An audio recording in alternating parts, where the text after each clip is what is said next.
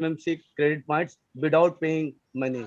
So that is the information I want to share with everyone. And it's been a great pleasure to introduce our next speaker, Dr. Chandni Seth ma'am. Ma'am is going to talk regarding fasting to reset the metabolism.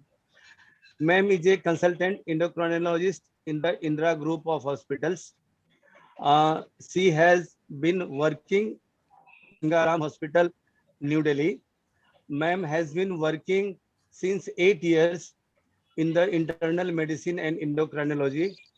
Ma'am has done his specialty certificate course in UK in endocrinology and metabolism.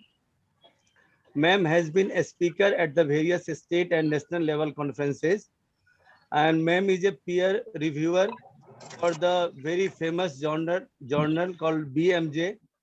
And ma'am has been study of risk factor and their correlation with the severity of CAD in the young patients, and comparison of linagliptin plus basal insulin versus basal bolus insulin in hospitalized type 2 patient in the CKD patients. So over to you, ma'am, Dr. Chandni Seth. Thank you. Yeah. Good morning, everyone.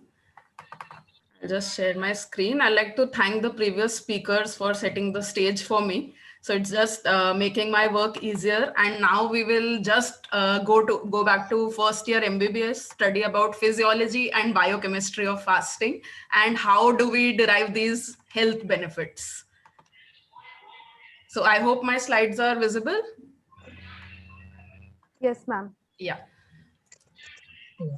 So as already mentioned, we go back to the evolution. We look at the animals. Now they have already, they have always been fasting in between their hunting process. So we are the ones who have domesticated these animals, and now dogs also have diabetes. So this is one of the signs shown in the zoo that you are not supposed to feed the animal because they have their own regime.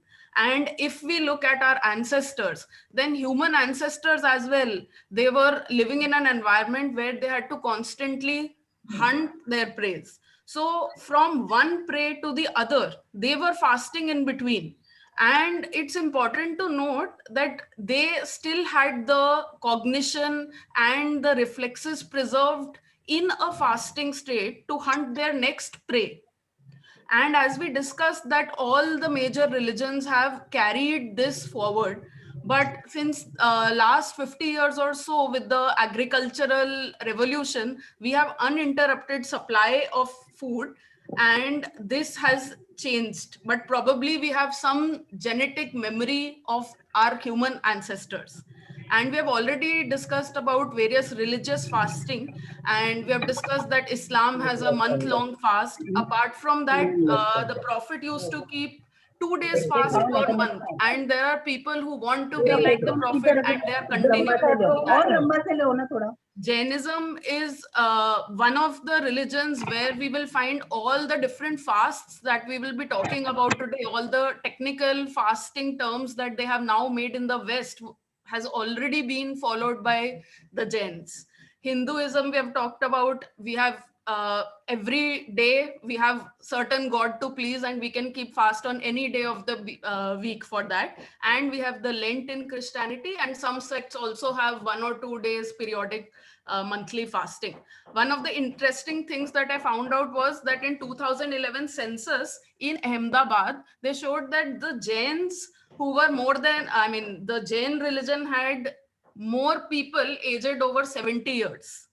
So that this could be one of the reasons.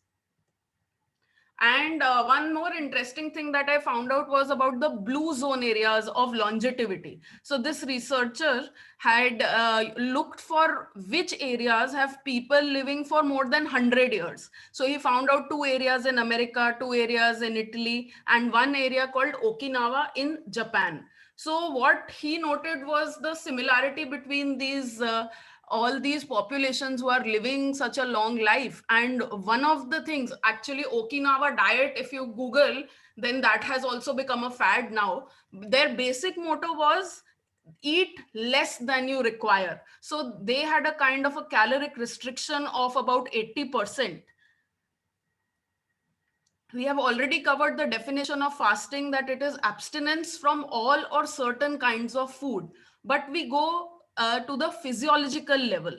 So physiologically, we call it fasting when we switch from burning glucose to fatty acids and ketones for our energy. And if we go to the molecular level, there are certain nutrient sensing pathways that we will discuss. So these sense whether you have food or not, and they further carry on certain tasks in our cells. Just to give you an overview, that we have about 1,65,900 kilocalories stored in us. So this is a figure for a 70 kg middle-aged man. So we have about this much reserve for fasting available. Now we go on to the physiology of fasting. So what happens is, when we are eating our food, this is, we know, broken down into glucose, amino acids, fatty acids. And once there is glucose in the circulation, this will increase the insulin release from the pancreas. So insulin will be released from the pancreas to digest the glucose. So next, what happens is,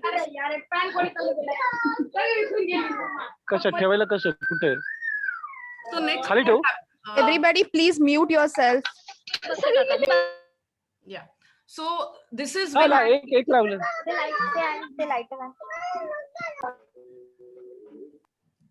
yeah. So Dr. Tapase sir, please unmute. We are muting you and somebody's unmuting you. Please mute. ma'am, should I continue? Safari का first aid box use हुआ था क्या है वो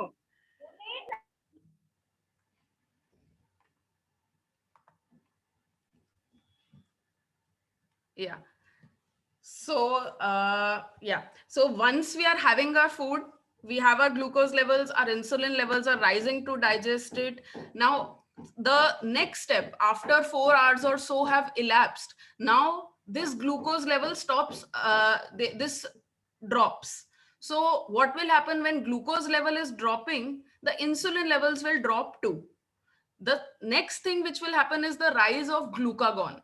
So the main job of glucagon is to signal the liver to break down the glycogen stored in the liver and produce glucose and provide energy to the body. So depending on a person's glycogen stores, this can last from about 12 to 24 hours, depending on a individual. So after this 12 to 24 hour period, when the glycogen reserve has been used, then starts the second step, which is gluconeogenesis. So basically we are using all the other substrate available to us, and we are making glucose for utilization in the body. Now this is the time when fatty acids, they go to the liver, convert into ketones. So now at 24 hours, there is a certain rise in the ketone levels.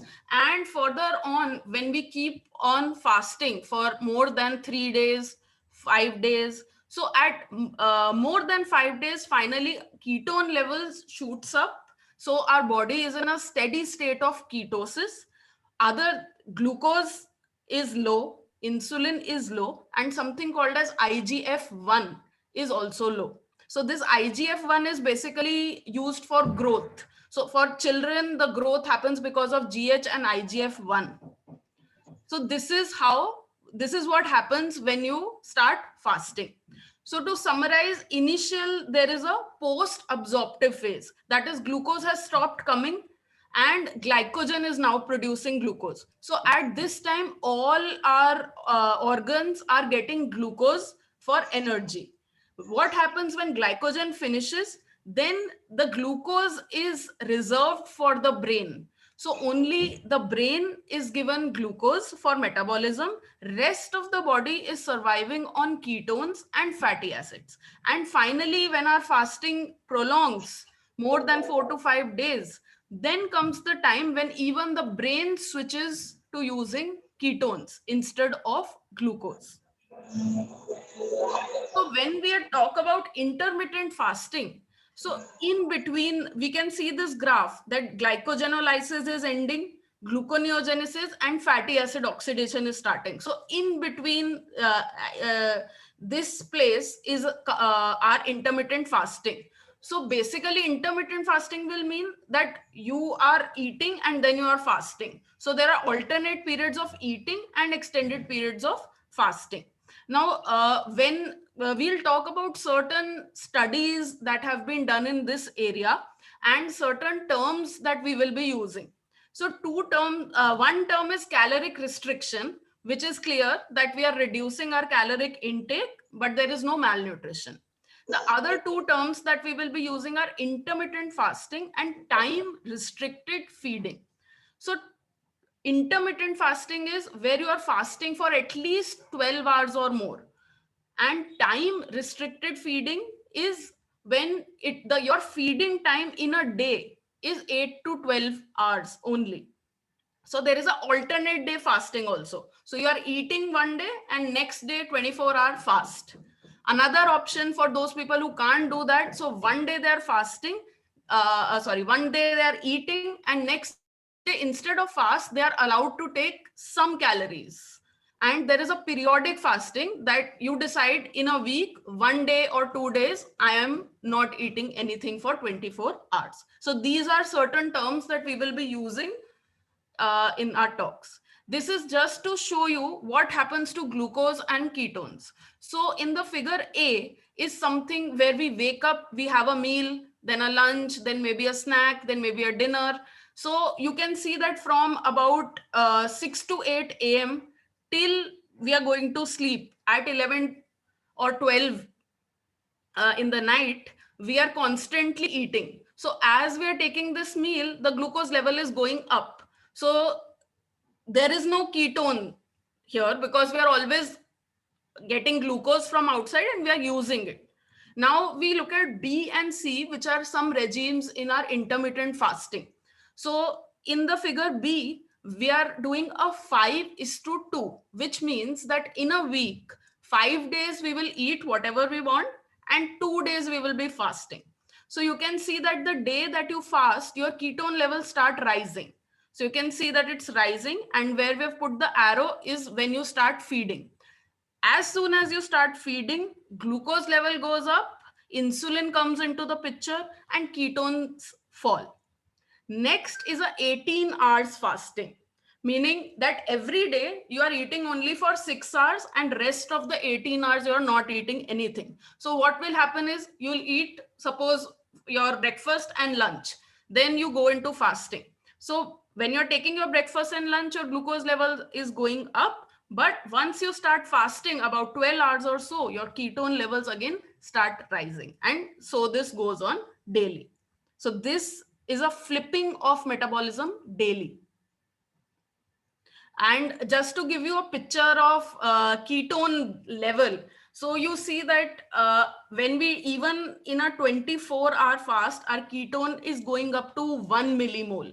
It is only after 3 to 7 day fast that we get a more than 3 to 4 millimole level, or a ketogenic diet, or starvation, and much higher levels in DKA. There is also a supplement available called ketone esters, which is used by the athletes to raise their ketone level from outside.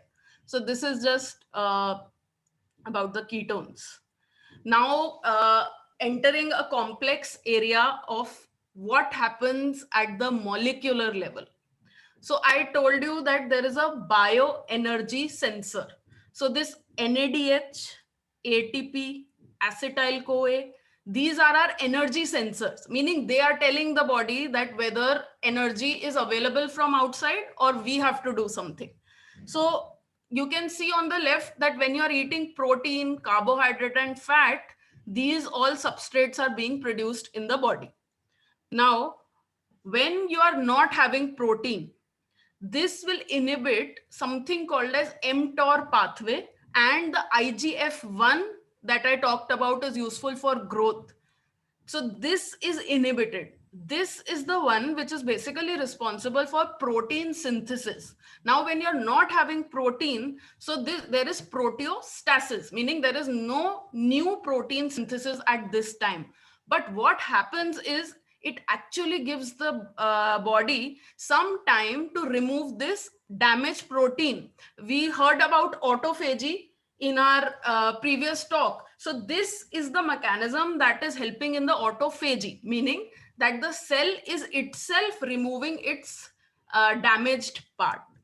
Another word that if you study about longevity, there is a molecule called sirtuin. So this sirtuin family is something that leads to an adaptive stress response. So it increases our antioxidant defenses. It causes DNA repair, mitochondrial biogenesis. So sirtuin is something which will, which pathway will come in the picture once you are fasting. हाँ अच्छा पण तू जो So हाँ once you are हाँ fasting, हाँ पण तू जेवून म्हणजे you will get all these advantages. So if there are periods of fasting, we know that it will cause increased ketone, increased autophagy, decreased insulin, decreased protein synthesis. But what will this lead to? Resistance of the cells and organs to stress. Now, the second thing is when you start eating. So what this eating is basically a period of recovery. So your glucose increases, your insulin increases, your mTOR pathway increases, and there is protein synthesis. So this is a period of cell growth and plasticity. So both of these are important for us, and this metabolic switching can ultimately lead to long-term adaptations like increased insulin sensitivity, increased heart rate variability, improved lipid metabolism, healthy gut microbiota, and reduction of fat, inflammation, and BP. So ultimately leading to resilience and disease resistance. So what is the proof of all this happening? So these studies have been actually done in yeasts, worms, flies, rodents, monkeys. So all across we have gotten similar answers. So this is just to show you an example of time restricted feeding that we talked about, that we are in a day, in a 24-hour period, we will have food for only 6 hours or 8 hours or 10 hours. So when they compared rodents who were given food only for a certain period of time, they found out as compared to some rodent given 24-hour food, they had decreased obesity, better glucose homeostasis, they had decreased fatty liver, ectopic fat depositions, and inflammation. So if an animal is given 24-hour food compared to an animal given only 13-hour food, and comparing it to the rat given only 3 hours of food, we find that the shorter the feeding time, more benefit you are getting in delayed disease onset and even lifespan extension.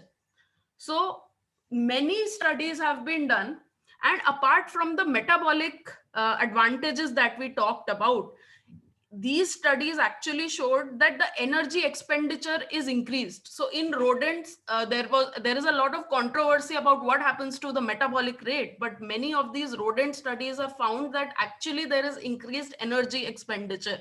And if you talk about motor control, endurance, meaning exercise and stamina, so this time restricted eating also lead to increased stamina, contrary to the belief that, you are fasting, you're not eating, don't exercise. So it actually increased the stamina for these rats. Coming to humans, so we discussed what happens in the blood, what happens in the liver, and what happens in the adipose tissue. So all this is leading to reduction of inflammatory cytokines, and oxidative stress markers are reducing. So many of our diseases today which are causing inflammation, all the metabolic diseases, they will definitely be reduced. Second is at the level of brain. So there is improved cognition. Already rodent models have showed that the working memory, executive memory, all has improved with this kind of fasting. And even in humans, it is projected that this will happen. If we talk about the neurodegenerative diseases like Alzheimer's, Parkinson's, so in rat models, they have found out improvement in these. So in humans also, we feel that this will happen. Other than that, talking about brain multiple sclerosis, there have been 1 or 2 pilot studies in multiple sclerosis where they have found that the recovery period shortened. Coming to the cardiovascular system.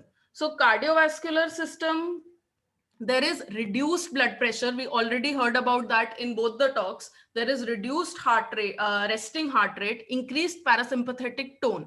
So we actually have studies on cardioprotection available where they showed that alternate day fasting led to cardioprotection and weight loss. The only disappointing thing was once these patients were off the fasting, in 2 to 4 weeks, these effects were lost. Muscle, we talked about that there is increased insulin sensitivity, there is enhanced efficiency and endurance, and there is reduced inflammation. And lastly, the intestine, there is enhanced motility, there is reduced inflammation. And we have studies showing that the gut microbiota improves with these kind of fasting. So all these are the clinical implications that we can use right now, like in obesity, in diabetes, cardiovascular disease, even cancer. We discussed about neurodegenerative disorders. Then inflammatory diseases like asthma and arthritis. So I just want to tell you that this form of fasting has become popular in relation to weight loss. And there have been multiple studies looking at how much weight loss is there. The other thing is comparing that if you are restricting your feeding to maybe 4 hours, 6 hours, or 8 hours, versus if you're just doing caloric restriction or you're just reducing your calories. So what is the difference between the two? Other thing that was found was that basically this works short term. Why? Because the studies have been done with just 10 people. Maximum length of study was just 24 weeks. So we still don't have studies of what happens to the weight after this 6-month period. So what all these studies have finally concluded was that as a short-term strategy, we have found that it is good for weight loss, it is good for reversing diabetes, as well as a good glycemic control. And they have studies even in older age group, age of more than 65, and found out that it was feasible. And coming on to diabetes, so there have been many studies comparing intermittent fasting versus just caloric restriction. So there are some studies which are favoring intermittent fasting in type 2 diabetes for weight loss. So they said that intermittent fasting will cause more weight loss than a standard low caloric diet. One of the things that the studies may be missing out is the adherence. Now, if you tell a person that, every day go and eat 1200 calories versus you tell the person 5 days eat whatever you want, 2 days you have to adjust. So maybe people are adhering to that kind of regime more in the real world. The meta-analysis shows that if you want to see the glycemic control or the reduction in HbA1c, 1 or 2 of the studies have favored intermittent fasting, but when we see 6-7 studies together, we see that the glycemic control or the HbA1c reduction was more or less the same, whether you're doing intermittent fasting or whether you're just restricting the calories. We have already discussed about the study done for cardiovascular disease and the neurological disease. Asthma, anyway, we know that weight loss will cause reduction in symptoms of asthma, but asthma, rheumatoid arthritis, where inflammatory cytokines are there in the circulation, may get benefited with this kind of fasting. We already heard about colorectal cancer and the frequency of eating. But for intermittent fasting, we have a study on glioblastoma that it can suppress the growth and extend survival. Many studies are going on and they have found some positive effects in breast cancer as well. And if you look at the clinicaltrials.gov, you will find almost all cancers, in all cancers, they are studying the intermittent fasting. So this author Matson in NEJM, he has given a very good article about intermittent fasting and its effect on aging. So he has suggested this for an easy use. Usually they have a whole lab and an in-hospital setup where they can admit the patient, monitor the patient, even do the ketone levels. But at our level, what can we do? Of course, it would be best if there is a physician, dietitian, and even a psychologist involved in this. But what can we do? One is a time restricted feeding. So where our aim is to reach to a 6-hour feeding period, as in just we are eating maybe 10 o'clock to 4 o'clock. So we want to reach there. How can we reach there? Maybe first month you can say that for 5 days, Monday to Friday, you eat only for 10 hours. If you're waking up at 10, then eat only till 8 p.m. Don't eat after that. So then next month you tell them to eat for 8 hours for 5 days, then 6 hours for 5 days, and finally 6 hours for 7 days. Another is the 5:2 intermittent fasting. That 2 days you do some caloric restriction, 5 days you eat whatever you want to eat. So in this, we can start with 1 day and 1,000 calories and gradually reach to 500 calories on any 2 days in a week. They can be consecutive or non-consecutive depending on patient's choice. So these are just some suggestions which can be applied, but of course with a help of a dietitian who can give you that you are eating adequate vitamins, minerals, nutrients. And lastly, to talk about when not to fast, one thing that in the religious fasting, we do have the water free fasting, nirjara, and so in scientific terms, whenever we are talking about fasting or all these studies, there is no water free fast. Water is must in the fasting period. In all these studies, no water restriction has been done. And if you talk about the data, then of course, if there is no water intake, there are more chances of dehydration, hypotension, gout. So this has to be taken in consideration. Then somebody who has type 1 diabetes is an absolute contraindication to do these kind of fasts. Then somebody has peptic ulcer, postural hypotension, gout, already all this is there. So we can avoid the use of such thing. Another thing is the eating disorders. There is anorexia or bulimia and you are trying to limit them, it may lead to exacerbation of their own disorder. And lastly, diabetes. Again, diabetes, many of our Jain patients and Muslim patients who are observing these prolonged fasts have diabetes and they successfully undergo all these kinds of fasts. But it is very important for them to take their physician's suggestion. And if they are on a drug which causes hypoglycemia like insulin, sulfonylurea, then it is a must to consult before they go on any fasting regimen. So I would just conclude by telling you that what we talked about, the resetting of metabolism, is basically flipping of the metabolic switch from using glucose to using fatty acids and ketones as a fuel. And in various studies, we have seen that it is a proven short-term strategy for obesity as well as metabolic conditions. Some people suggest that the long-term benefits of intermittent fasting that we talked about, the longevity, the cancers, all the inflammatory disorders, may be dissociated from the weight loss, because maybe your weight loss will go on for just 3 to 6 months, but the long-term benefits that we talked about may not be related to just weight loss. And as my previous speaker said, individualization is very important, because even we have mixed studies which show that some kind of fasting has benefited some person and not another person. So what is the person's age, gender, genotype, all this may play a role in what suits you. And we have so many regimens of time restricted feeding, of intermittent fasting, that we have still not compared these with each other to say, this one is the best or this one is harmful.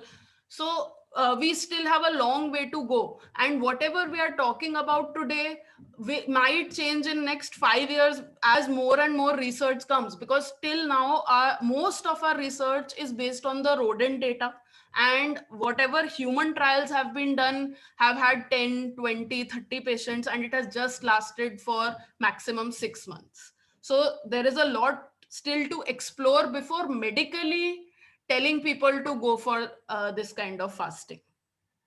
So thank